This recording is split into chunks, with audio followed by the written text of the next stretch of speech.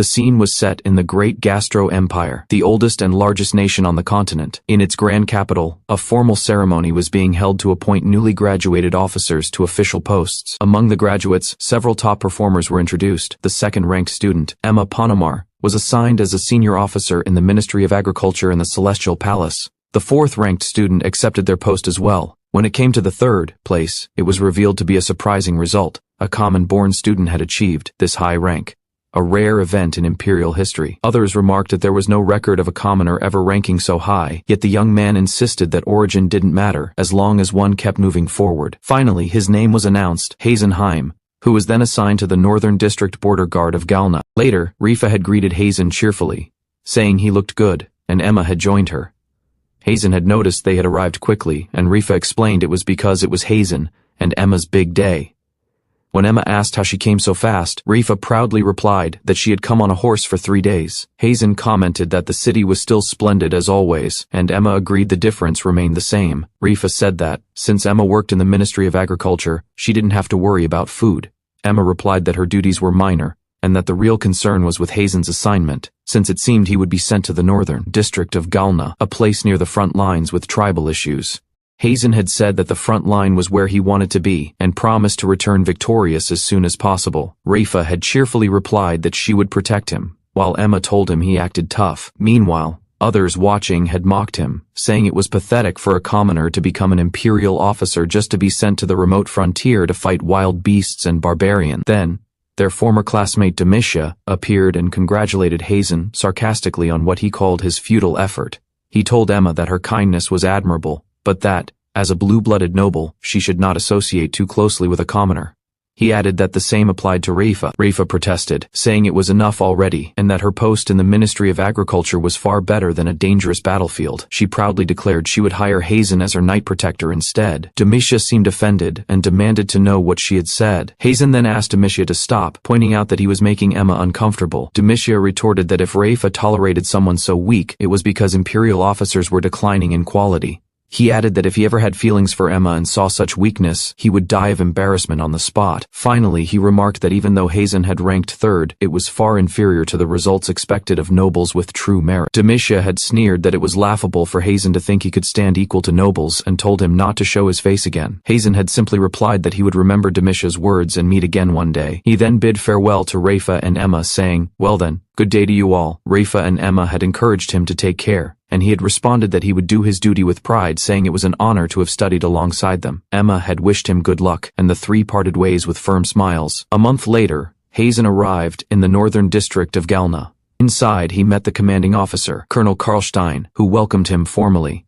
Karlstein told him to take a seat and explained that the northern border was a troubled area, but that Hazen was to carry out his duties without complaint. When Karlstein asked if he had any questions, Hazen answered that he had none, showing calm discipline. The colonel observed that Hazen didn't seem nervous and told him to be careful. As Hazen left, the colonel remarked privately that the boy had an unshakable bearing for someone so new. His adjutant then mentioned that word had already spread about the newcomer who had ranked third at the academy despite being a commoner. The colonel let out a faint smile, musing that perhaps Hazen might prove interesting to watch. Outside, Hazen looked determined, while down below, soldiers were shouting training orders, urging one another to run faster, marking the beginning of his new life at the harsh northern front. At the northern training grounds, soldiers were undergoing physical drills, climbing obstacles, and carrying weights.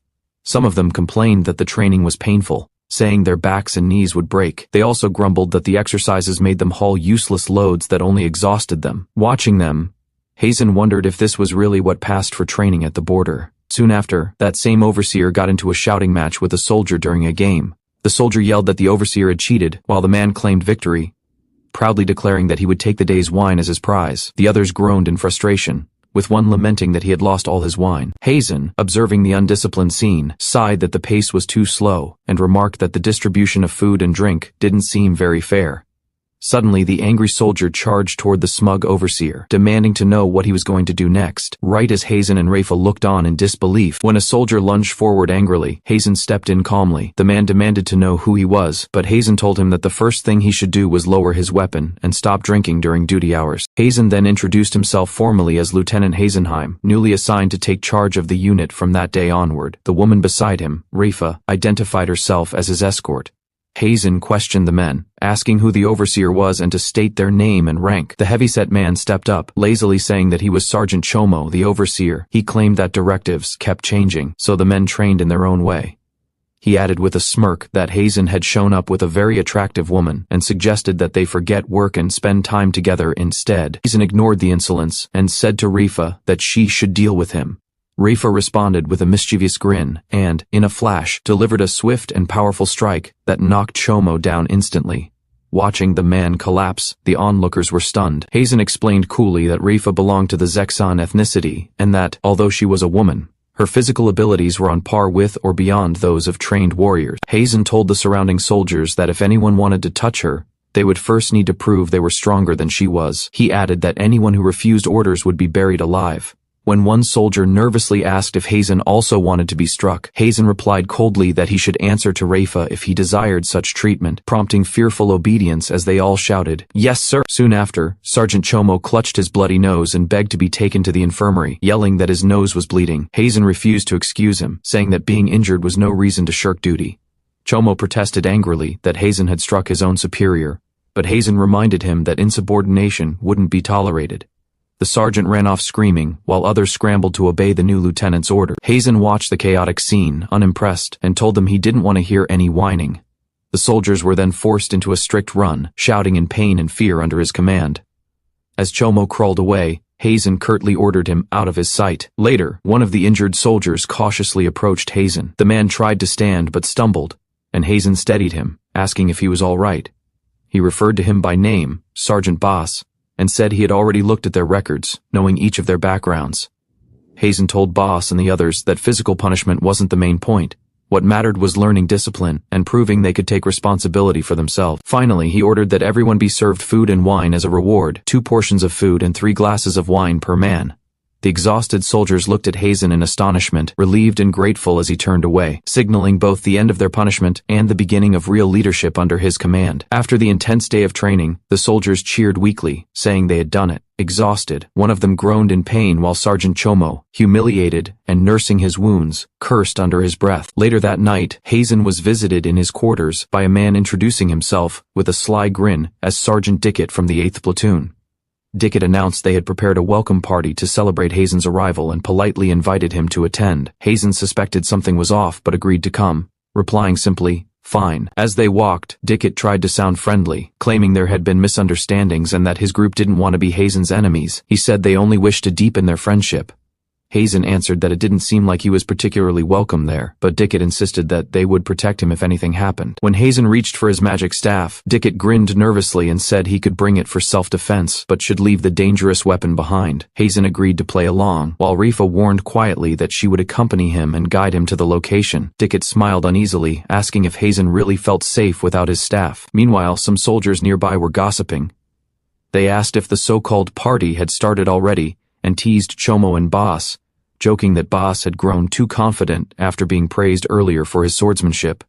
Annoyed, Chomo snarled at them to shut up, as tension quietly built among the men stationed in the northern outpost. Hazen arrived at the so-called welcome party, where the soldiers greeted him boisterously. One of them announced that the main guest had just arrived, and another exclaimed, "Welcome. It's a bit rough here, but it's what we felt." They invited him to sit and drink with them. As Hazen looked at the glass of wine being offered, he silently concluded that it most likely contained poison. The men urged him on, saying there was nothing to fear since the drink had been prepared by his own subordinate. Hazen lifted the glass calmly and drank. When nothing happened, he stated evenly that he understood the first cup had only been a bluff. He then reached for the second one. The watching soldiers smirked, with one whispering triumphantly that the second cup was the poisoned one, strong enough to make its victim writhe in agony for 3 days and nights. But Hazen drank it without hesitation, then commented that the wine was delicious and unexpectedly refined for such a remote place. The soldiers froze in disbelief. Hazen suggested that it wouldn't be fair if only he drank and proposed a toast together with everyone. The men stammered nervously, sweating as they realized their plot had failed. One whispered to another that Hazen had somehow found the poisoned cup, or perhaps it was just unbelievable luck. As the group hesitated, Hazen observed how quiet they became, and asked lightly why none of them were drinking with him, his calm tone making their guilt even more obvious. Hazen quietly raised his glass again with a faint smile, and asked if this was the wine they had prepared. When the nervous soldier confirmed, Hazen assured him the drink wasn't poisoned before taking another sip. The others exchanged panicked glances, realizing he knew about their attempt. One of them muttered in shock that this man could not be fooled. Hazen observed aloud that their assassination plan had been far too careless, remarking that assassinating someone required more discipline than simple killing. His composed attitude made the conspirators even more uneasy. One of the men snapped in anger, calling Hazen a rookie who thought too highly of himself, and drew his weapon to attack. As he lunged forward, Hazen responded immediately, uttering the incantation Kazakiri, wind cutter. A blade of wind burst forth, knocking the assailant back before he could reach him. The soldiers gasped as the invisible strikes slashed through the air, shaking the room. One of them screamed in terror, realizing the spell had been cast without a visible staff or chain. When the panicked survivor demanded to know how Hazen had used magic without his staff, Hazen simply replied that he had left it behind deliberately. Calmly, he explained that one didn't need to reveal every card to their enemies, and that not all magic required a staff or words to be effective. As the would-be assassins stared at him in fear, terrified, the soldiers fell to their knees before Hazen, begging for mercy. One of them confessed that Sergeant Chomo had been the one who ordered them to poison the wine. They stammered that they had only obeyed because they were threatened. Hazen regarded them calmly and told them not to misunderstand the situation. He explained that Sergeant Chomo had already been punished for striking a superior officer with a wine bottle. Then, in a measured tone, he added that anyone who took part in such actions would also face punishment for treason. Lifting a glass from the table, Hazen looked directly at them and asked if the wine before him was truly poisoned. Holding it steady, he concluded coldly, "So, tell me." The trembling soldiers insisted that they had only been following Sergeant Chomo's orders. One of them, in his panic, slipped and blurted out that the wine had been poisoned with a toxin they had personally prepared. Hazen's eyes narrowed as he asked them calmly what was wrong. When the soldier stuttered, claiming that nothing was, Hazen smiled faintly and said he was glad to hear it, then suggested that, in that case, they should drink the wine themselves. Realizing there was no escape, the men hesitated in terror as Hazen repeated, in a cold voice, "Drink quickly." One of them resigned himself to fate, whispering that this must be their just punishment. The atmosphere grew heavy. The soldiers' hands shook as they lifted the glasses to their lips. Hazen stood silently as they began to convulse, their bodies reacting violently to the poison they had brewed for him. Their screams filled the room until they collapsed to the floor one after. When the last one fell, Hazen set down his glass and said quietly, "Well," his tone utterly composed. Then, turning away from the lifeless men, he walked out of the room without looking back, the sound of his footsteps echoing in the silence that followed. Hazen addressed the aftermath of the incident with composed authority. He stated that Sergeant Chomo and Sergeant Dickett had committed a grave violation of military discipline by plotting to assassinate a superior officer. Turning to Sergeant Baz, he told him that he had simply been in the wrong place at the wrong time. Hazen then calmly declared that, according to regulations, he was entrusting Baz with the disposal of the bodies and the notification of the deceased men's families. He reassured him that the wine wasn't actually poisoned, explaining that he had switched it before. As Baz trembled in disbelief, Hazen gently patted his shoulder, saying he could rest easy, then bid him good night and told him to have sweet dreams. Closing the door behind him, Hazen smirked faintly, muttering to himself, "Brats." The story then shifted to a scene from decades ago. A cloaked figure was seen collapsing, gravely wounded. A voice spoke coldly, calling the sight pathetic, and asking whether this was truly the end of the man who had lived for 200 years, and had been known as the most powerful wizard in history. Hazen reflected on his past, revealing the truth behind his mysterious composure and power. He said he had once lost someone dearly important to him, and by the time he tried to bring her back, it had already been too late. That loss drove him to gamble both his soul and his vast magical knowledge. He explained that people die. It's the natural law of the world, but defying that law had led him to his current state. 3 years earlier, he had awoken inside the body of a young man, his memories and powers intact from a previous life. As he looked to the sky, he wondered whether it was a god or demon who was smiling at his fate. Now living as Hasenheim, he noted bitterly that corruption tainted every level of the empire, from the highest officers to the lowest soldiers. But rather than despair, he smiled faintly beneath the moonlight, saying this was where everything would begin. Vowing to bring an end to the rot that had consumed the nation for too long, he declared his intent clearly. They would devour the empire itself, and through that act, cleanse the corruption that had poisoned it for generations. Out on the training grounds, Rifa was enthusiastically chasing the soldiers, shouting that if she caught anyone, they would have to run 2 extra laps. The exhausted men stumbled forward, shouting and laughing nervously as they tried to escape her relentless pace. Hazen quietly observed the scene, reflecting that a full week had already passed since the earlier incident with the poisoned wine. Training had become stricter but also more orderly, and the soldiers had begun to follow commands properly. Among them, Baz continued to train diligently every day. One soldier joked that Baz was amazing, noting that even when Chomo had been in charge, he had never missed a day. Baz smiled faintly at the comment, thinking to himself that it was true, though much had changed in that short time. Later, Hazen stood before Colonel Karlstein for a report. The older officer remarked that he was surprised Hazen was still alive after assuming control of such a difficult unit. Hazen calmly replied that he had been submitting daily reports as required. Karlstein nodded, smiling slightly as he admitted he had tested Hazen on purpose. He explained that the 8th platoon had been full of criminals and troublemakers, a constant headache for the command. He then apologized for putting Hazen in such a dangerous position, though his tone carried a note of approval, clearly impressed by the young officer's capable handling of the chaos. Colonel Karlstein then decided to introduce Hazen to another officer. He gestured toward a tall, sharp-eyed man, saying that this was Lieutenant Maspitza, Hazen's superior. Maspitza immediately brought up Hazen's record, saying he had heard that Hazen killed Sergeant Chomo and others. On his very first day, Hazen calmly confirmed it, explaining that he had already submitted a report detailing the incident. At that, Maspitza exploded in anger, shouting that Hazen couldn't have possibly killed 2 subordinates on his first day of assignment. When another officer mentioned that, according to the official records, the 8th platoon had a long string of suspicious deaths, the room grew tense. Karlstein suggested it might be wise to investigate quietly, but Maspitza wasn't done.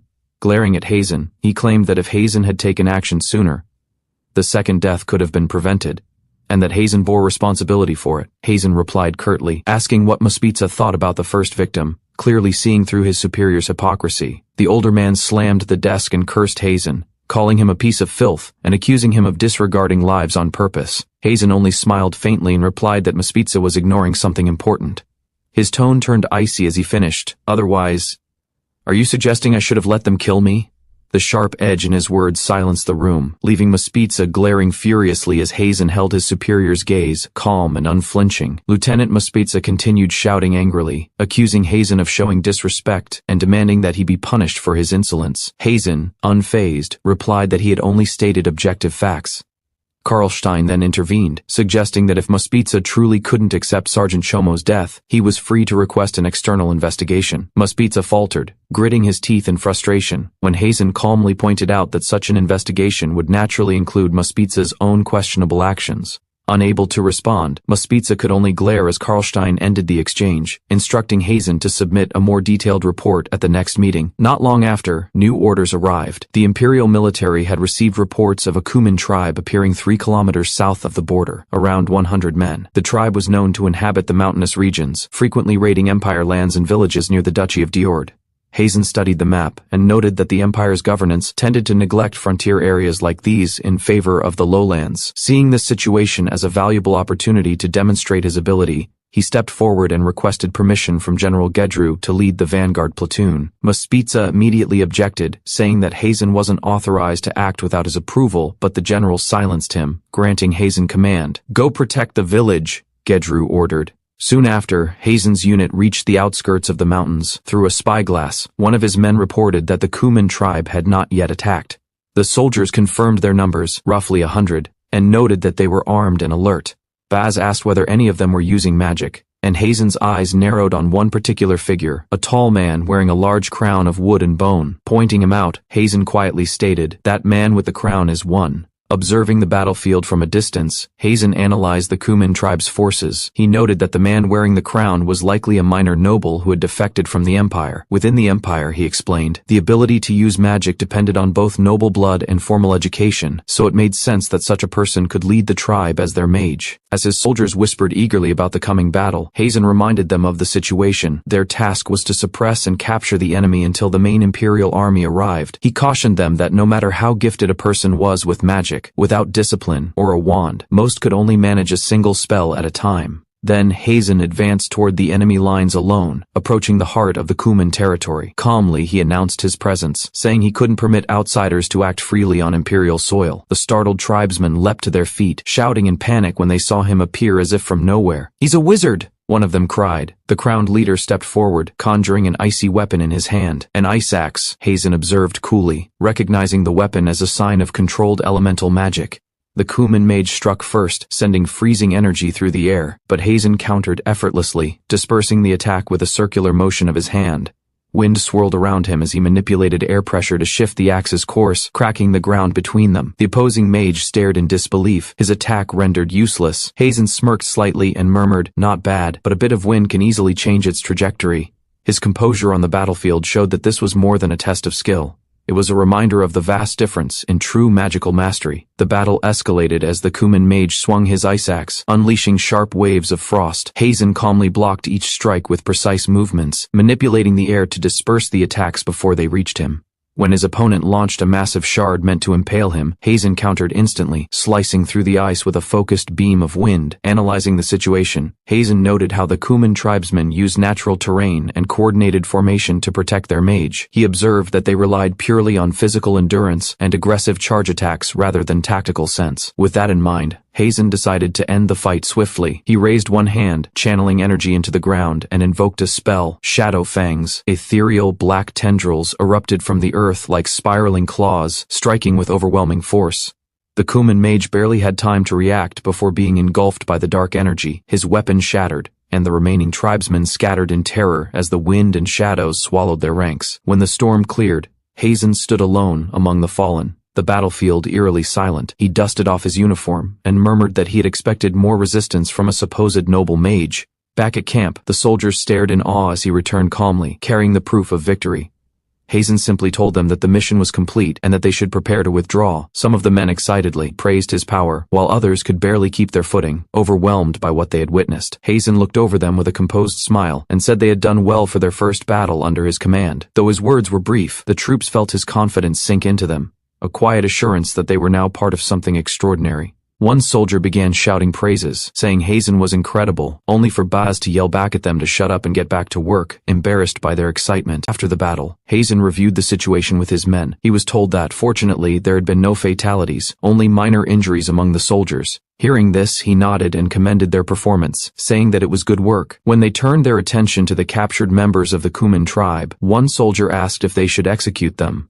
Another suggested they could be used as bargaining tools. Hazen, however, ordered that the prisoners be treated humanely and kept under guard. He commented that it would not be easy to communicate with them, as their language and customs were different. General Gedru, who had arrived to assess the aftermath, mentioned that certain tribes in the mountains were known for their ferocity and hostility toward the empire. Hazen apologized, saying he could not promise a simple resolution, and added that even if peace was difficult to achieve, understanding their intentions was still important. Elsewhere, Sergeant Baz was asked if any of the Kuman tribesmen spoke the imperial language since they needed someone to interpret. He admitted it would be difficult, as there were no trained translators among them. Nearby, a group of soldiers watched over the captured tribespeople. One of them grumbled about the noise, saying that one prisoner wouldn't stop shouting, while another snapped that it would be easier to beat them into silence. Hidden among the prisoners, a young girl with tribal markings listened in fear. When one of the soldiers noticed her struggling with her collar, he leaned down to adjust it, surprised when he realized the prisoner was a girl. Just then, Hazen appeared and caught sight of the commotion. He demanded to know what was happening and why there was so much noise. Panicking, the soldier froze and stammered out an apology, explaining that the noise was because of the girl. Hazen's expression hardened, his sharp gaze locking on the frightened prisoner, silently demanding an explanation for what was really going on. Hazen stepped closer, warning that it was dangerous to handle a prisoner so carelessly. He noted that the girl didn't quite look like the other members of the Kuman tribe. The soldier nervously explained that she had been captured nearby and was unexpectedly calm compared to the others. Hazen observed that her collar was choking her and, after a brief glance, confirmed that she was indeed a young girl. He then asked if anyone among them could understand her language, and one of the men mentioned that she seemed to recognize a few imperial words. Curious, Hazen crouched down to the girl's level and asked gently if she could speak the empire's language. The girl hesitated but nodded slightly, saying in broken speech, "A little." Hazen mused aloud that having someone like her on his side could prove useful later. When he asked for her name, she replied shyly, Yan Lin. Introducing himself in turn, Hazen said, "My name is Hazen, Lieutenant of the Imperial Army." The girl smiled hesitantly. Hazen simply brushed it off and told Yan Lin it was dangerous for a girl to be alone, offering to take her to the village for safety. As they rode together later, Hazen noticed that she carried small trinkets made of crystal and bone. Yan Lin explained that the jewels of the Kuman tribe were valuable and often traded for a good price. Hazen asked if she herself traded with the tribe, and she admitted she merely distributed the goods in the markets. When she questioned if that was risky, he smiled faintly and said the Kuman warriors never harmed children. In their culture, harming one was considered an absolute taboo. While traveling with Yanlin, Hazen asked her how old she was. The girl replied shyly that she was around 12 years old, though she admitted she might look younger. Hazen observed that she appeared even smaller than her stated age, remarking that it wasn't only because of her size. There was also something strange about her magical energy. As he examined her aura more closely, Hazen's expression changed. He could feel an unusually large concentration of magic emanating from her small body, far more than any normal person should possess. The sheer density of it startled him, and he silently thought to himself that he recognized that kind of power, and even those eyes. Yanlin noticed his sudden silence and asked if something was wrong. Snapping out of it, Hazen said he was fine, apologizing for staring. Rifa, who had been walking alongside them, asked bluntly if the girl could use magic. Hazen replied that, strangely, it didn't seem so. Her body carried great magical potential, yet it appeared to be sealed or trapped within her, possibly interfering with her growth. Alarmed, Yanlin asked if it meant she was sick, but Hazen reassured her, explaining it wasn't an illness, just an imbalance. The girl laughed lightly, saying that couldn't be true. She was just a commoner who had been abandoned at an orphanage, and didn't even know who her real parents were. Soon after, they arrived at the Dienstray village, which was located near the mountains. Seeing it from a distance, Hazen noted that most of the houses were still standing, and there didn't seem to be any serious damage. Baz pointed towards some figures nearby, noting cautiously that they were probably survivors. Hazen dismounted, ready to assess the situation himself, unaware that this quiet village would soon reveal more than expected. As Hazen and his group arrived at the village, they noticed a commotion unfolding in the town square. Soldiers of the Imperial Army were present in large numbers, and among them were captured members of the Kuman tribe being paraded through the streets. Hazen was puzzled to see so many soldiers stationed there, and wondered why the Kuman prisoners had been brought into the village. Among the onlookers, anger began to rise. Villagers recognized the prisoners as members of the tribe responsible for past raids. One man shouted that the Kuman had killed his father and brother. Another picked up a weapon, yelling that the captives deserved to die. The atmosphere quickly grew violent, as several villagers tried to attack the bound prisoners out of vengeance. Before blood could be spilled, Hazen stepped forward, raising his voice sharply to stop them. He ordered everyone to stand down and reminded them it was strictly forbidden under military law to harm prisoners. His calm but commanding presence made several of the attackers hesitate, though one of them defiantly shouted back that they didn't care about any stupid military codes. Another yelled that they weren't soldiers and couldn't be ordered around. Hazen's expression hardened. He asked them if they truly intended to reject imperial law so openly. When they refused to back down, he answered coldly that if they had no intention to obey, then he would release the prisoners immediately. The declaration stunned both the soldiers and the villagers alike.